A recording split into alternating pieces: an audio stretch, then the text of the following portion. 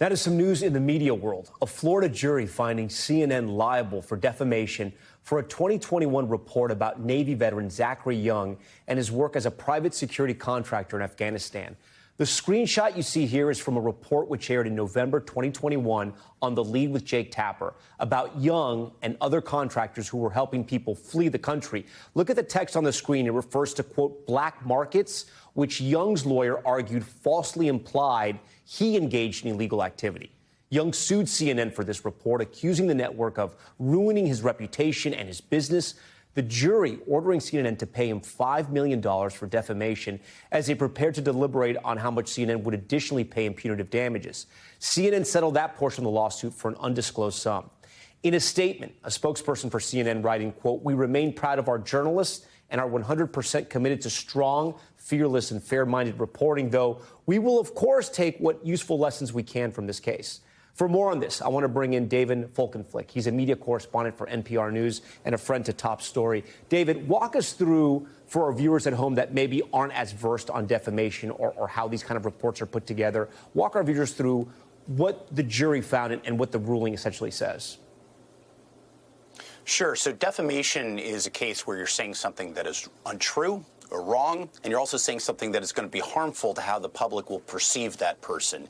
Now, Zachary Young is a former he's a U.S. Navy veteran. He was a private security contractor, and this affected his business, his lawyers argued. He's not a public official. He's not a celebrity. So the bar for him to exceed is not as high as it would be, at least on the first half of defamation and the first $5 million verdict that you just informed readers about. So they have to say, basically, does it seem reasonable to think that a reader or viewer would come away with this wrong inference that he had engaged in illegal activity? The black market idea was really stressed throughout the trial by his attorney, a guy named Devin Friedman.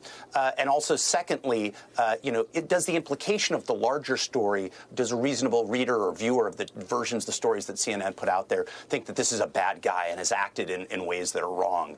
And his lawyers, successfully made that case. I want to show you some of the text messages into our viewers as well that were shown in court, right? These were text messages between CNN staff about Zachary Young that say, quote, "We're going to nail this Zachary Young MFer." You know what that refers to. Quote, "What a punchable face," among others. We should mention the CNN producers and reporters did not deny these text messages, but denied the messages implied that the story was a, quote, hit piece.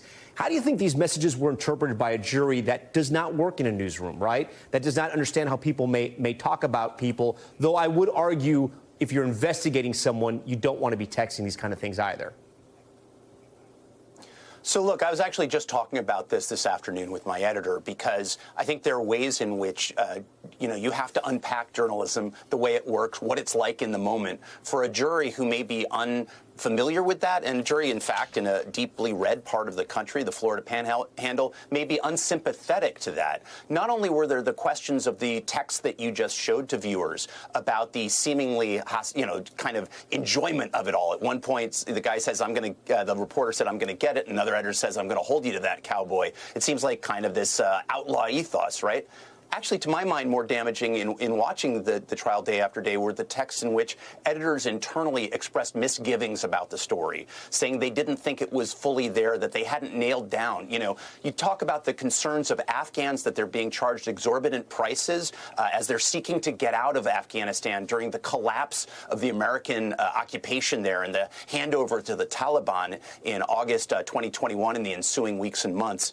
But Zachary Young was the only contractor named, so even though he was never directly accused of criminality, even though he was never directly accused of wrongdoing precisely, viewers could reasonably come away concerned about that, and so were the editors concerned about that prior to even the written version of the story running on the website. It's a great point. One of them said this is 80% emotion, 20% facts, and things like that. That was pretty damning. Yeah, no, incredibly damning. So, the last time we talked to you was when ABC decided to settle with President-elect Trump and give him about $15 million and donate it to the museum that they'll build for President Trump one day.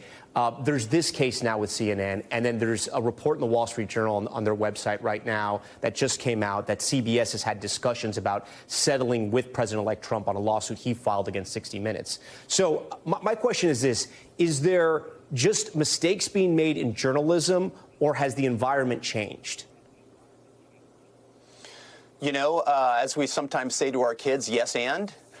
This is a circumstance in which I think all of the above apply, that journalists are fallible, that, you know, when these things go to court and they're able to gain evidence from inside the process, it can be messy, but also that these, these cases are far more frequent than they used to be. Litigation is both a legal strategy, at times a public relations strategy. It's also been on behalf of President-elect Trump, who sued ABC, as you mentioned, and CBS, as you've mentioned, something of a political strategy. And one other common element, these major networks, are owned by major media conglomerates and companies that have a lot of business currently and in the future in front of federal regulators that are going to ultimately be answerable to President-elect Trump himself in just a few short days. And so you're seeing the impulse, I think, say, ABC and possibly at CBS as well, to resolve this, to get on Trump's good side so that there are no problems as he ascends to office. Thanks for watching. Stay updated about breaking news and top stories on the NBC News app or follow us on social media.